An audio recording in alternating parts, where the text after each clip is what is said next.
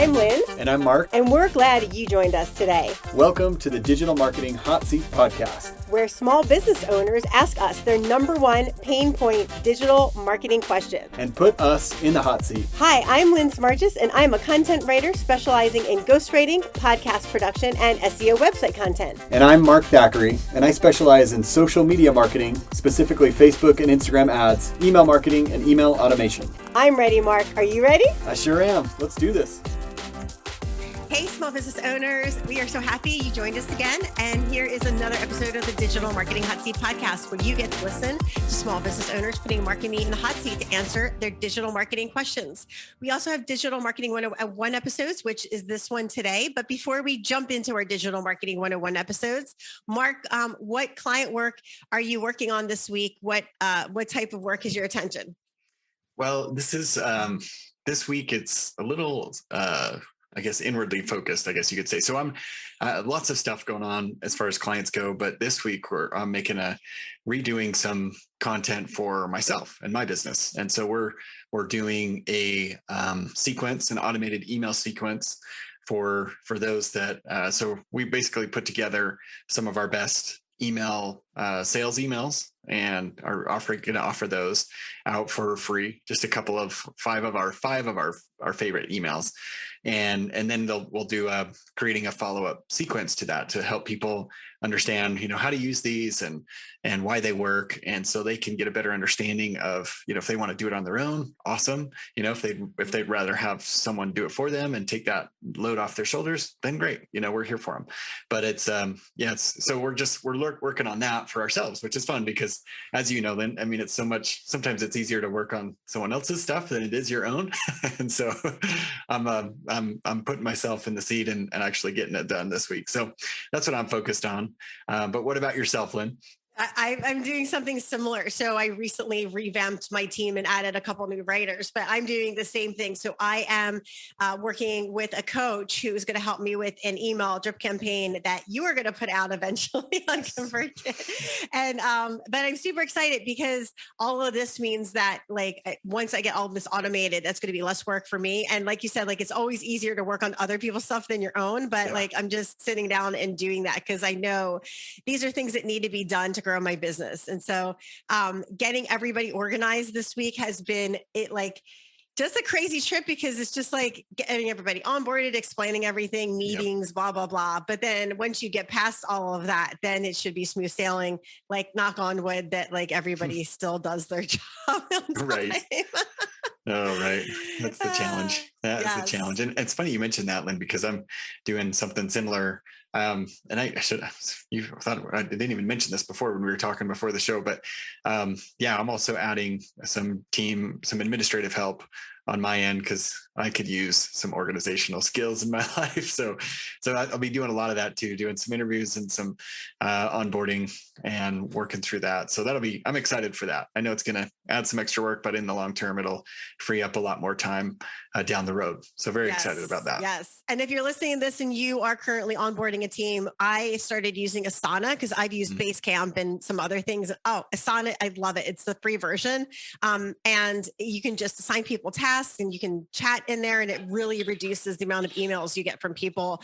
In addition to making everything very organized and everybody can see what their due date is by or what their task is done, what task needs to be done next by the due date. So it's super helpful to keep everybody, including myself, knowing what's going on and what's been finished. Yeah, that's a great tool. That's a great one. You can also look at ClickUp has a free version as well.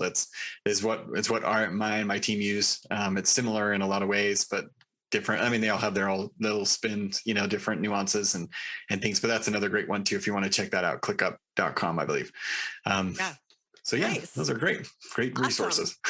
So if you have not gone back and listened to any of our other Digital Marketing 101 episodes, you should definitely do that. Another one that I think is a really good one, if you like stats, is our episode, talking about digital marketing is our episode 17, 18, and 19, where we talk about cleaning out what is digital marketing, how to make a digital marketing plan and cleaning it out. So definitely go back and check those out if you have not yet. And so Mark, what is our topic this week? This week is we kick off a two-part series. So this first, and both of these are going to be focused around the data in your business, specifically the marketing data, both on social media. And then next episode, we'll talk about our website data and looking at the metrics and making sense of those. So today we're going to dive into the social media stats, help you understand more about what that looks like, why do we look at these, and what those stats mean, what that data means, and how they can inform your decisions moving forward. And so, as we look at this, a lot of people, unfortunately, a lot of people just will, like business owners, and I think I probably fell into this category when I first started. Just because you're so busy, you don't take the time to look at the stats. You don't take the time to dive into the insights that some of these platforms can provide, just because you're so slammed. You're up to your eyeballs in different tasks. You're constantly taking off one hat and putting on another, and you're just trying to get content out there. And so I think a lot of people find themselves in that situation where they will put out content, a lot of times just haphazardly and quickly, and then hope that things work out. Sometimes they do, sometimes they get responses, sometimes they don't. But when you take the time to actually look at the data, then you can get a better understanding of what it's telling you, and the kind of the indicators, and I like to look at it as clues. It doesn't tell you the whole story, but it gives you a lot of good clues as to what's going on with your social and your social media channels or your website, and how that works with your desired audience. Yeah. And other thing too, you should know about data is, like, you don't have to do a deep dive every time you go in. So if you're one of those people who've never looked at data, don't feel like you have to look at every single piece of data every time you go in. Sometimes you can go in and be like, oh, this post is doing really well. Figure out like what that post is about and create more of those type of posts. So just something as simple as that can really help your boost and your engagement. Yeah. And that's a great point, Lynn. I'm glad you brought that up, because we'll do a screen share after, we take a break in a little bit, but it can be a little overwhelming. It does give you so much information that a lot of people get paralyzed by that. They look at it and think, oh, I don't, there's this and this. Where to start? Yeah, I know. And so they get a little frazzled, and rightfully so. There's so much stuff that you can dig into. Some of it doesn't matter as much, so we're going to try and keep this very simple for you, and look at and share some of the statistics or some of the data that we look at and why we feel like that's important. Yeah. And there are a few reasons why data is important, and you want to look at it at least to get a general idea of what's going on. So you can see like what's doing well, what's not doing well. And then maybe you thought something would do well and it's not, and try it out a few more times, because it might be like a holiday. It might be like, the stock market dropped, or, there's so many variables that can affect your data. So, but you can see, like, if you've tried something several times and it doesn't work, that that's not something you want to go back to, because why would you use your time, money, energy to keep posting something that isn't working? So it is valuable, because it will really help you with really utilizing your time, money, and energy much more efficiently if you use your stats to guide you. Now, it doesn't have to be like a hard set rule, but you definitely want to use them as a guide. And I think that's one of the most important things people need to know about statistics. You don't have to know everything about them, but you do want to use them as a guide. Yeah, exactly. Yeah. Exactly. And go ahead. I always say there's a few social media platforms that have statistics, and we're going to dive into what types of statistics they have. But Instagram and Facebook, because they're the same company, they have statistics. YouTube has statistics. You can see your stats on YouTube. Mark, what other social platforms do you know of that has statistics readily available? Yeah, LinkedIn does too. And, I personally haven't spent time on TikTok, but I'm sure because it's an advertising platform, I'm sure that it does, so pretty much anywhere that you can, you can create an account, especially that has some type of ad revenue or an advertising platform, you're going to find a lot of that data, and so you'll just have to spend a little bit of time finding where that is, get comfortable logging in and seeing that. And then just, you can make your own, and you can use their what's cool about this, they make all this data so accessible, and you can download that data, you can manipulate it, you can, in the sense that you can cut out the stuff that's irrelevant to you and just focus on certain metrics. So yeah, they make it really easy to access and then to download and export if you want to do that. And if you're really nerdy, you can make all sorts of cool graphs and charts. I know. Yeah. Bring on the graphs. Said no one ever.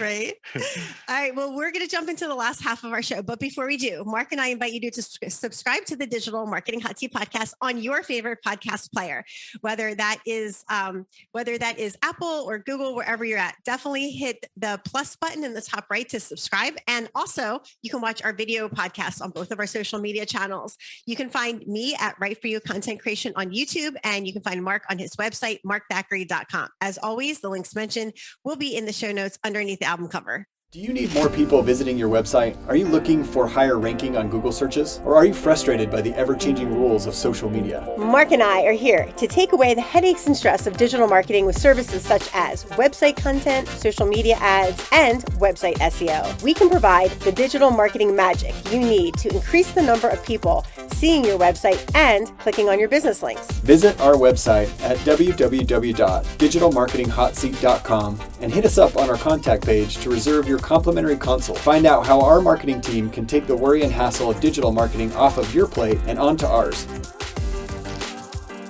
All right. So in the first half, we talked about just general why you want to look at stats, what they mean, why they're important. And on the second half, we're going to deep dive, and Mark's going to take the steering wheel on this one on the stats, because that's his field of expertise. And Mark's going to start us out talking about Facebook and Instagram, why they can have different stats, even though they are both the same social media platform. Because as I know from my experience with Facebook and Instagram, I can post the same exact thing, whether it's myself or any of my clients, on both of them. And it does really well on Instagram and not on Facebook, or the flip. And it's like, I have no idea why.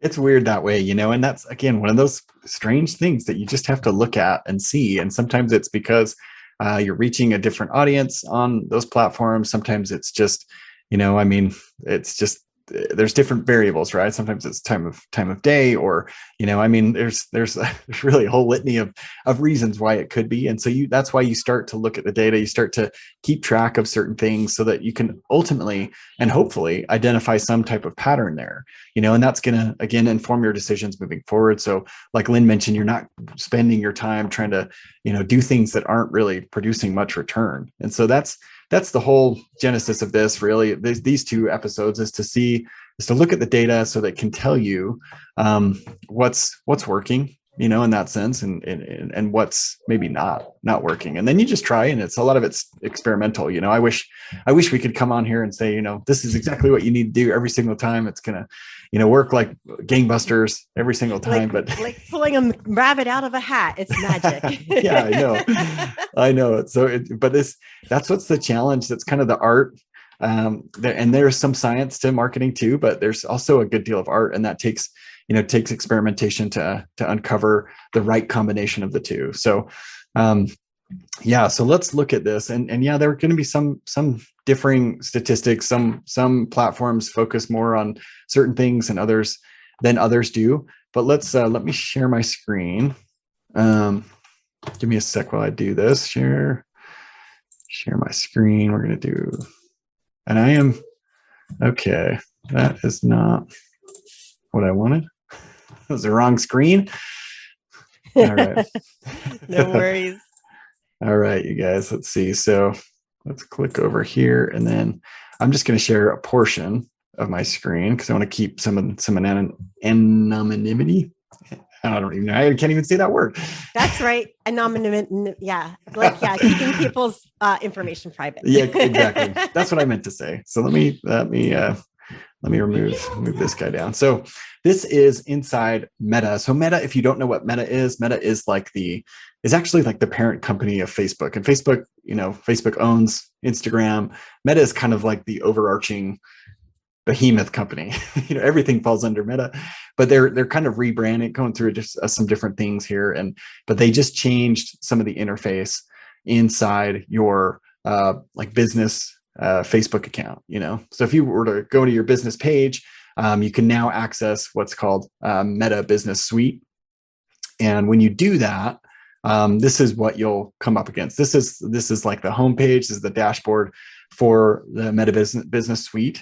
And then you go down. There's actually, I misspoke. So let me see. Okay, so the homepage is a little bit different, but then you go on the left-hand side and then you navigate, there's a little menu and you navigate to insights, because that's what we're going to be talking about today. So this is what you see when you do that. And then you'll be able to look at some of the data that Lynn and I have been talking about. So you're going to see within a certain time frame, and you can adjust that time frame up in the upper right. I'm not showing it here because it's off my screen, but it's really easy to change. You can look at the last couple of days, you can look at the last week, you can look at the last month, or you can do all time. And then it will show you the results based on that time frame that you're looking at. So this one gives you a quick overview. So if you're looking at your paid results, this includes any boosted posts or formalized ad campaigns. This is what they'll show. So this for this account, the last looks like 2 months. This is what they're showing. So it reached 22,000 people. The Facebook side of things reached a lot more than the Instagram did, partially because they have a bigger following on Facebook than they do on Instagram. And so that's going to factor into it, but you're going to see that trend. It looks like, this will show you different things on, okay, for example, on Instagram on February 18th, this had there's a little spike here, probably because there was a post here. I know that they're not posting every single day. And so you're going to see these peaks and valleys. You're going to see some of the content posts, the more recent ones. It gives you, and you can always drill down into these to find more data. So it'll see, okay, this reached 490 people. It shows like a little flyout window. You can actually go and do this content report, which I'm not going to do, but it will go deeper into each of these posts. So Mark, I'm going to put you in the hot seat for a second. So if you do post on a daily basis, do you get better statistics? That's a great question. I think generally, in the past, historically, that I would say yes, 100%. But recently, they've advanced in terms of, or the algorithm has evolved to become more advanced, and so a lot of it is dependent on the type of the content, and how engaging that content is. So, for example, if you put something out, just because you put something out, it doesn't mean it's going to show to all of the people that follow your page or like your page. Right. In the past, that was the case. That would just fall in your newsfeed. But now, and this is, I'm speaking the last couple of years, but especially the last year, it's become even more advanced, where it kind of does a type of like test run where it'll show it to X amount of people. And if that performs well, it'll show it to a little bit more and then a little bit more, but it's constantly, iterating based on that, the response that it's generating. So you do have to be, you have to be aware of the type of content you're putting out, and you have to be trying to speak to your audience directly. Because if you're just blasting out the same stuff, it's going to get ignored and your page isn't going to get much visibility because of it. Does that answer your question a little bit? Yeah, it does. And it's funny because one of the things I found on my Instagram for my travel gluten free is when I did like reels are really big, but especially reels of pizza for some reason were like really popular. I have no idea why. Yeah, I know, right? It's like one of those weird things that happens, and reels are doing really, really well today. The short form video in general is all over the place as far as popularity. So that's a good one to focus on. But yeah, I know you find these little things that pop up and you're like, holy cow, I never would have thought that, Right. But yeah, that's what's cool. But then down below in this bottom section of the overview under your insights, you're going to see a little bit about your audience, and you can go deeper up on here, this left-hand side, but this will just give you a quick snapshot. So you're seeing 1.6 thousand followers or likes on Facebook. And it shows the gender breakdown. It's mostly women, 3 out of 4 are women, and very popular between the ages of 25 to 45. And then Instagram is different in some respects, but it's actually almost, it's really close. Distribution is almost identical for the age groups. It's really fascinating. You're going to see some of that, which again, it's going to inform some of your decisions. Like when I put an email out or when I put a post out, I'm speaking mostly to women. I'm speaking 3 to 4. That's a 3 to 1 ratio, really, of men or women to men. So how would I change my message accordingly? And so those are things that you'll want to be aware of as you prepare your content. If you drill down into on the left-hand side, in the upper left-hand side, you can go to results, and this goes more to specific data. So you're looking at reach, and reach is just, the amount of people. This one's more self-explanatory, but the amount of people that that see your post. So They're it doesn't not mean they click on necessarily it. interacting with it, right? They're just seeing it. Yeah, they're just seeing it. If they're just thumbing through, they're scrolling through, they may stop, they may not, doesn't matter. They still count. If they just zoom by, then that's still an impression, that's still a reach, but then when you drill down, you're going to see more interactions. You're going to see, okay, this was a page visit, this was a profile visit. And this is all based on that time frame that I selected. Yeah. And I like that they have the two comparisons too, because you can see who is just like scrolling through and seeing your actual thing on their home feed, as opposed to actually going to your page, because that shows kind of like a conversion of like, okay, this many people are seeing this post, but this many people are actually going to my page to find out more about me. Yeah. And that's a great point. And it's what's fascinating about this too, is that, okay, if you look at the reach, okay, so Facebook, 5,700, Instagram, only 466, so much, much smaller, but the visits are almost the same, I mean, well, yeah. And much for the greater percentage. Yeah. The reach visit is actually, you're getting this person's getting better on Instagram, because even though they're only reaching 466, almost half of those people are visiting the profile. Whereas on the Facebook, on this example, there's over 5,000 people that has the reach, but only 247 page visits. So percent wise, as far as converting people to go look at their page, the Instagram is performing better for them. Yeah. Yeah. Which again, it's all like, it's so fascinating because, when you set out to do this, a lot of times you don't think like, oh, I bet this is going to, I mean, you might have a hunch thinking, oh, this will probably perform better on this or that, but you really don't know until you put it out there. There's been so many too many variables to try to figure it out. Don't even try. Yeah. And I've done that time and time again with ads where I thought, oh, this ad is going to knock it out of the park. I spent all this time and perfect it. And then I do one just an iteration to compete against it. And so many times the second one wins, and I'm like, what? That doesn't even make any sense. But I know. That's the market deciding. Don't try to figure this out at home. We do this for a living and we can't figure it out. Yeah. There's still a lot of, it's just testing. A lot of it just comes down to testing. Yes. But so this will give you, if you keep going down, you're going to see, what's going on with your page in terms of Facebook likes or Instagram followers. They're growing at a much, a faster rate on Instagram than they are on Facebook, but both are growing. And then paid reach, ad trends, things like that. Content, here's where you can drill down to this a little bit more too, is as you look at the post, for example, and then you can see, okay, this was the reach. And then you can see the reactions, the likes and reactions, and you can always hover over these little circled icons, and it'll give you more information too, so I love that it breaks it down per post, so you can see the specific content that not only people are looking at, but the likes and reactions, because that's the biggest thing, is you want to see like for example, the one post for the example on here, it has 36 reach, but 27 reactions. And that's really good, because almost everybody it's reached, they've had some kind of engagement with that post, which means that's the type of post you want to post more of. Yeah. And you can sort this by, the type, you can sort it by reach. And I just clicked on likes and reactions to sort it, top to bottom in terms of performance goes. So you can see, oh, this one just posted last week. This one's done quite well, in terms of reach and likes and reactions. So again, it just gives you more insight onto what's going on your page. And then one other thing you can use for that previous example is like, you can see like, hey, do you want to do more reach? Then this is a type of post you want to do. Or if you want to get more reactions, more engagement, this is a type of post you want to do. So you can really hone it in on like what your goal is for your social media. Yeah. Yeah, absolutely. Absolutely. That's a good point.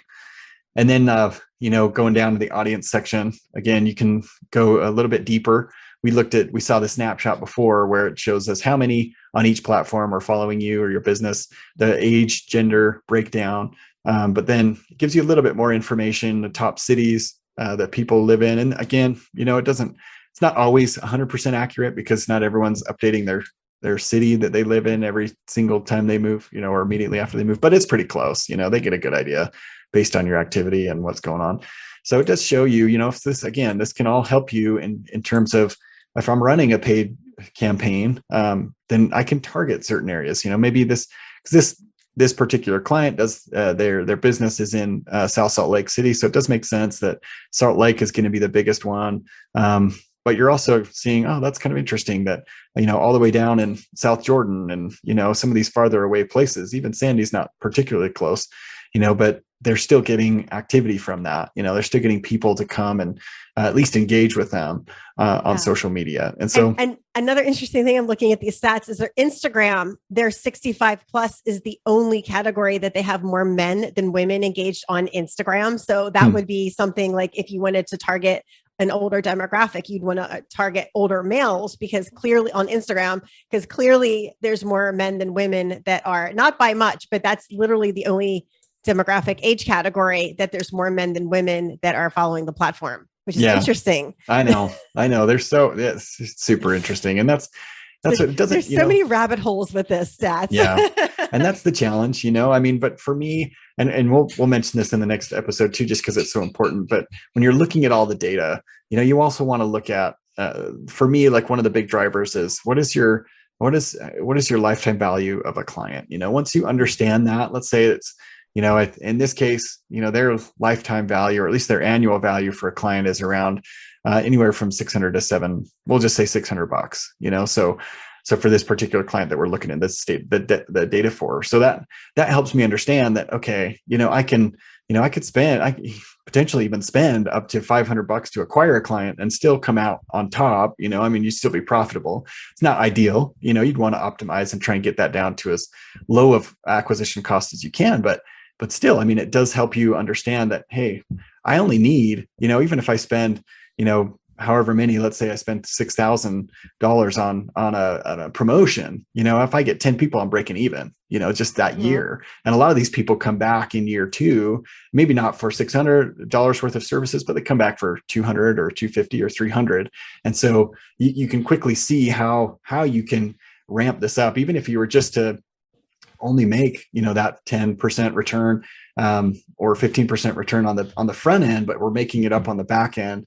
You could do, that's how businesses get scaled up really quickly. And some of them even will invest, they'll do what's called like a loss leader. They'll end up paying more for that customer because they make so much on the back end that they'll lose it in the first year, but they have so much stuff coming. They remain loyal for so long that they can keep generating business from them for years to come. So, but that's all those things that really that lifetime value helps me determine, okay, how is this affecting that? Am I spending, I don't know how many hours a week am I spending to put together social media content? All I need is X amount, or 1 or 2 people every so often based on my lifetime or at least my customer value, my annual customer value, then that will make it all worth it. And so that really drives a lot of that decision making for me. Yeah. Yeah. And it's really great that all these tools are free. You don't have to pay for them because they're already there. And another place you can also get tools is a lot of different social media schedulers like Buffer and Later also have analytics. They have like free analytics. And they also have like, if you want to do paid analytics, which I've never done a paid analytics on a social media scheduler, but that's another place you can also look for analytics as well. Yeah. Yeah. It's fun. There's so many things that we could do and talk about, but this hopefully will give you at least a brief overview of some of the things that Lynn and I look at on a regular basis when it comes to data and how we look at that data, and so if you look at some of those posts, you see which ones are maybe a little bit more engaging. You can dive into those and see, well, why is that engaging? Am I getting more people because they're higher engagement because they're clicking through because there's multiple photos, or is it because it is a video and it's more time consuming or what it is, so you can break that down as you're analyzing that data, make a note and test it, just test it for the future and see if you're able to replicate those results. Yep. And hopefully they're putting good information you can use in the comments too, and you can also reply back to them like, hey, what did you like about this? Like blah, blah, blah. And you just find out. And that's a really great way to get more information on why they liked it. That's such a good one. That's such a simple one. And I'm glad you brought that up because if they comment on your page, you definitely comment back. You want to get this conversation going. And as you add more comments, then Facebook sees, man, this is an engaging post. Not you don't stuff like you comment stuff, the whole thing, where you just comment. But what you do is you follow up with that person and you're like, oh, I'm so glad you said that. And then ask a question like, what made you think of that? Or what kind of challenges are you running up against? Or in this case, as dog trainers, like what's your number one problem with your dog right now? Or what kind of breed do you have? Just keep that conversation going. And that's going to increase your reach, 10, 15 fold, just right there. That's really important. That's one of the jobs I don't farm out. I actually do all of that on my own, because I feel like for me, that's really good that I know that information, and I'm responding with the person. So that's really important. So Mark, what are our listeners going to expect for the next episode of the Digital Marketing Hot Seat podcast? All right. So next episode, we're going to be doing a similar episode, but it'll be focused more on your website analytics. So we're going to look at some of the different, there's plugins that you can use. We're going to look at Google Analytics to show you, okay, this is what's happening on your website in terms of traffic, and Google Analytics is pretty robust. So we're going to dive into that, and that should give you a good foundation of what to be looking at for your website. Awesome. And remember to reach out to us if you have any questions about digital marketing, and visit our website at www.digitalmarketinghotseat.com. We're so glad you joined us on today's episode. Tune in each week for a new digital marketing hot seat question from a small business owner just like you. And if you're interested in being a guest on our podcast, go to digitalmarketinghotseat.com and fill out our interview form. And remember, make sure to like and subscribe to the Digital Marketing Hot Seat podcast on your favorite podcast player.